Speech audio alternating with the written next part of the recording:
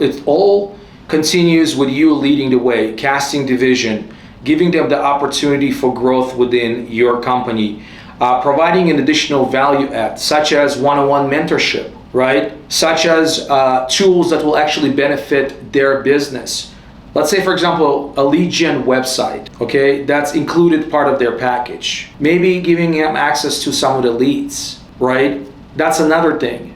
Maybe covering partially or paying for their marketing fees, right? Like marketing, I'm talking about postcards, all of that, right? Again, there's going to be a compensation model involved where it makes sense for you financially. But for example, in our situation, we have three models. We have a 50-50 model, we have a 70-30 model, we have a 93-7 model. With every model, the agent gets something extra or something less depending on the model that they're in. It works for a brand new agent to be on a 50-50 model because they need that additional layer of hand-holding, support, mentorship, and coaching. It will not work for an experienced agent that is closing 15-20 transactions. They're not going to do 50-50, so they're probably going to be a 93-7 split, right? So you have to figure out as a leader, as a broker owner or a team leader, first and foremost, you got to find out what the value add is or value proposition or proposal you're going to be offering to these agents, right? Number two, what's going to be the compensation models like, right? And number three, well, make sure you deliver on the promises that you set in front of them,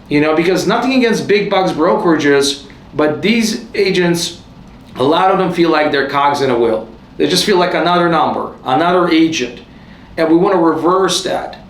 We want to make sure that the agents within our organization, within your brokerage, feel like they're part of the tribe, they're part of the family, feel like they belong versus being just another ex-agent.